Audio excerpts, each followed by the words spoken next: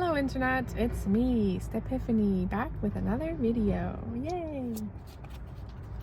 I'm sitting in my car today again in a new spot, enjoying the sunshine. Not really sure where I'm going on this journey, literally and figuratively in many cases, but I have decided that that doesn't matter. As I said in one of my earlier videos, not every journey needs a destination. I'm having a yellow day. I'm having a day about courage and bravery, following your gut. I've seen 3 yellow cars go by since I've said that. And just committing to the path that I'm on, until or unless, something happens that impresses me to change course. But, I don't know what I'm doing in a lot of cases, in a lot of contexts, in a lot of environments. Maybe none of us do ever fully know what we're doing. We're always trying our best. That's what I always tell my son. If you're trying your best, you're doing just fine. If you're learning from your mistakes, then you're doing great. But consistency is the hardest thing to build, but it's the most important thing in any respect. Skill only comes with practice, and perfection is unattainable. And doing something is better than holding yourself back for fear of not being good or not being perfect at it. So I'm not concerned with what with what I'm doing so much. I'm just doing it. I'm not concerned with who might watch and who might not, because as far as I can tell, even if I'm sitting here talking to myself, that's just fine, because I've made the commitment that I'm going to make these videos. I'm going to talk to myself. There's a blue car too. Speak my truth. I'm going to speak out loud. I spent most of my life thinking, pondering, musing, wondering, and that's wonderful. And it's important sometimes. But I feel like my biggest rut that I've been trying to climb out of lately is in turning those thoughts into action and turning the inspiration into something tangible. So I'm not worried about my videos being good or being perfect or being watched. I'm just doing them, and that's it. So with that being said, for anyone who might be watching, I hope that something in here will be interesting to you. These are just general messages, random thoughts. If something is interesting, or if it sparks a thought in your own, in your own self, then great. If something I say resonates and seems to speak to you, wonderful. Always follow your own intuition, and let your own heart and your mind and your gut feeling, right, will tell you what you need to know. With that being said, I have the tarot deck today, and I'm just going to be I don't have an intention set other than that the message be uplifting and be focused on courage, finding courage in yourself. So we'll see what comes out, and we'll go from there. I hope it's not too noisy in the background. I'm sitting next to the road here. Hi. Yep, just here in my car. Don't mind me.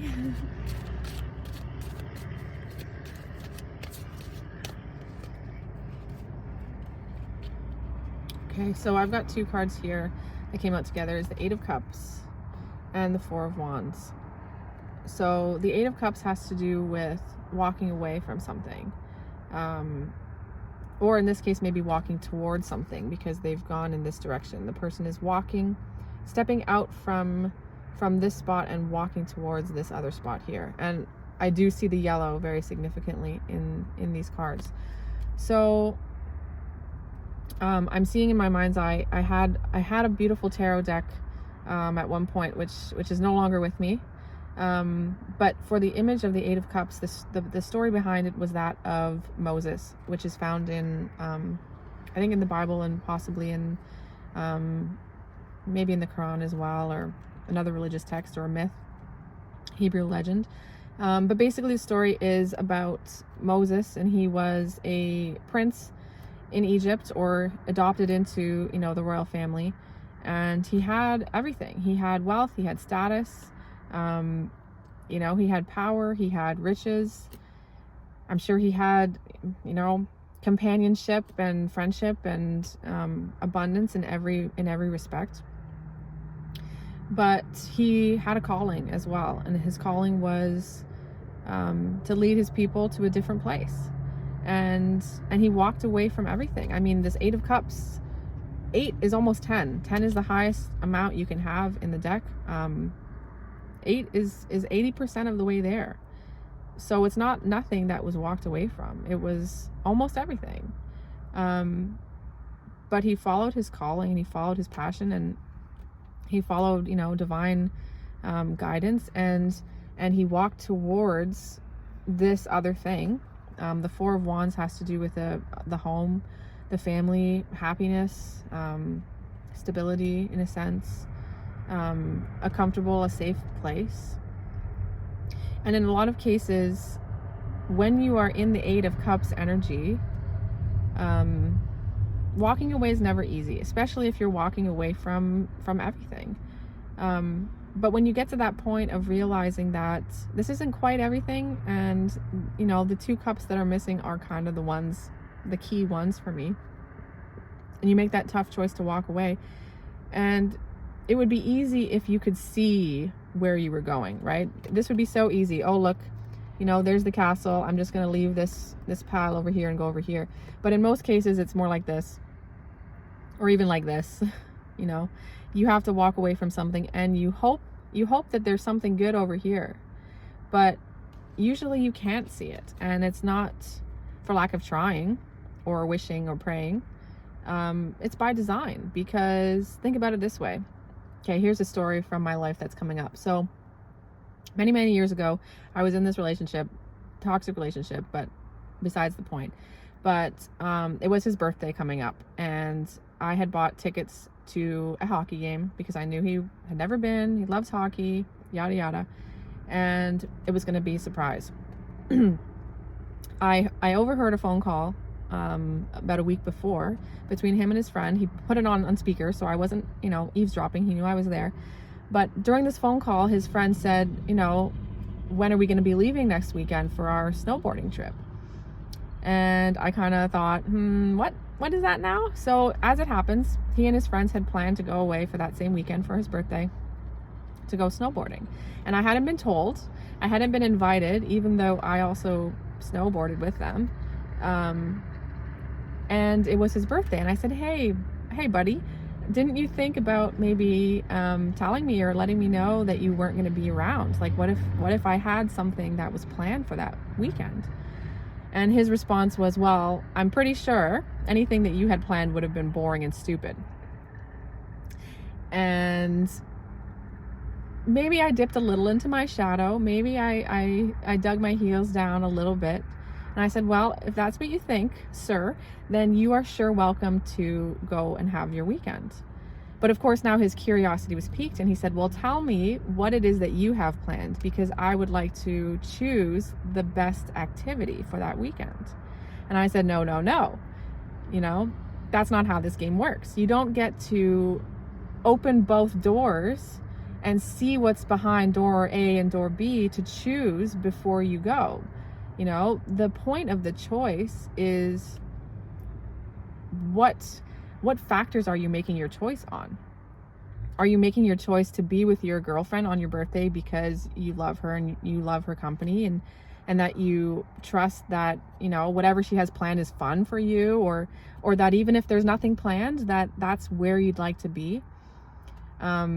Or are you going to choose to go away? Now, of course, secret door number 3 was invite your girlfriend to go away with you, which again was not done. But anyway, long story short, he went away for the weekend, and I took a girlfriend to the hockey game, which by the way was terrible. We lost like 10-1. It was embarrassing, to be honest.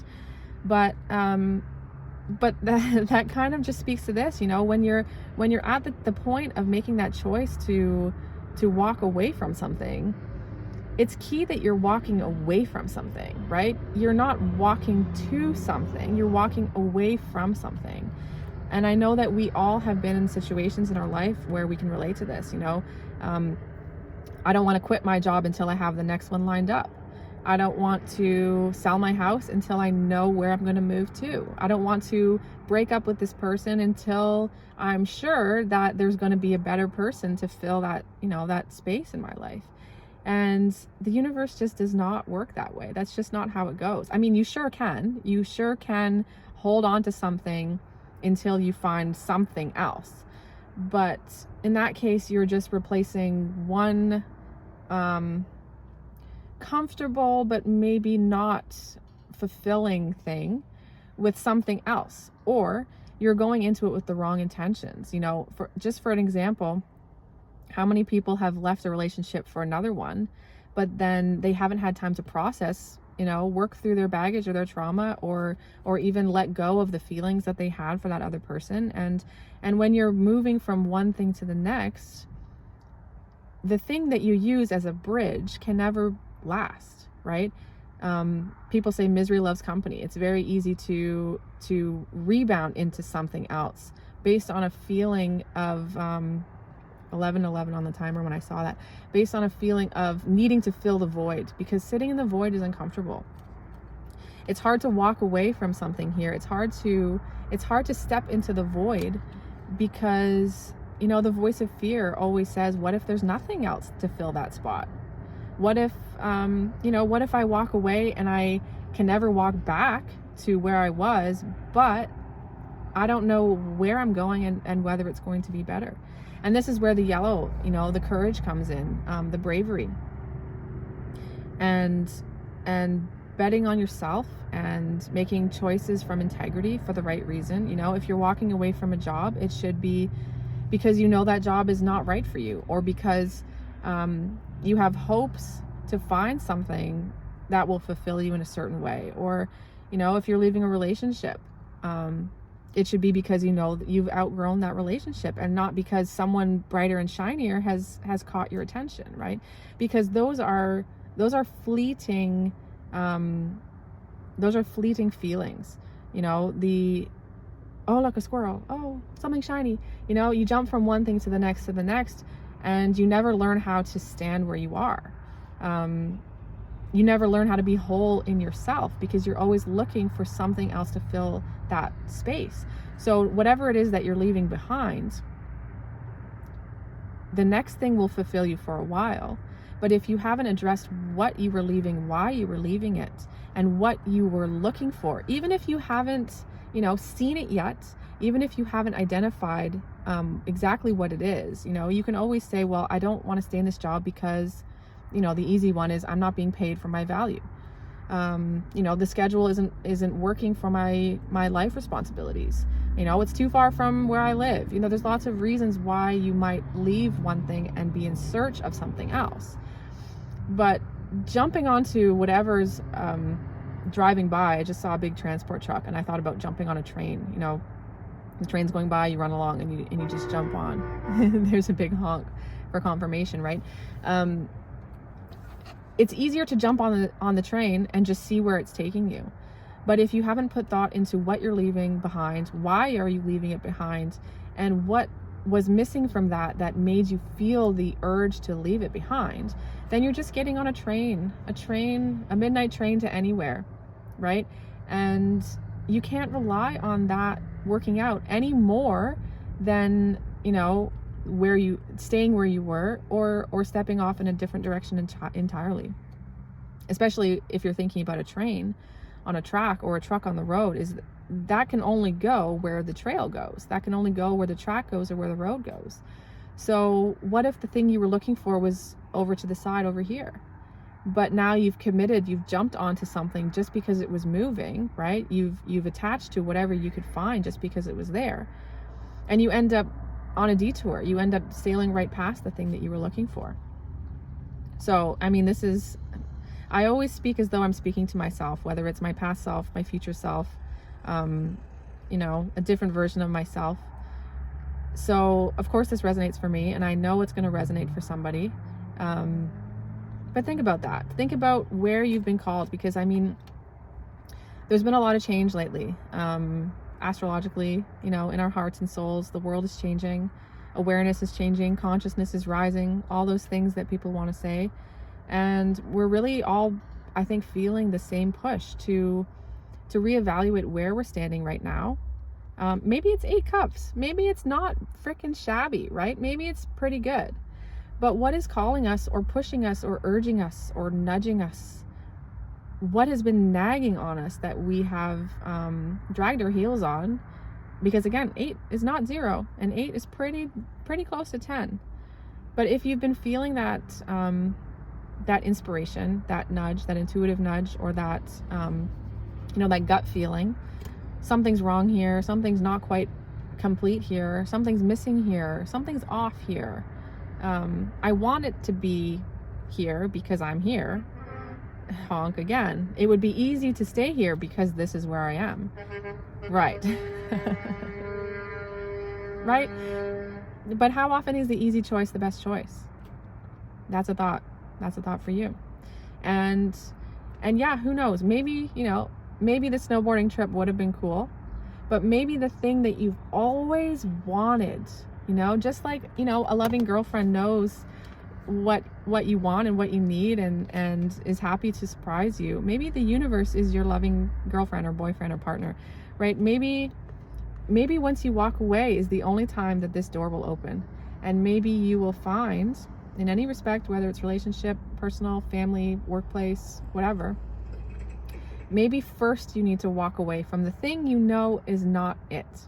Not because of what's behind here, but because it's not it. And once you walk away and get a little closer, then this door will open, and maybe the universe will surprise you. Maybe it will be everything you hoped for all along.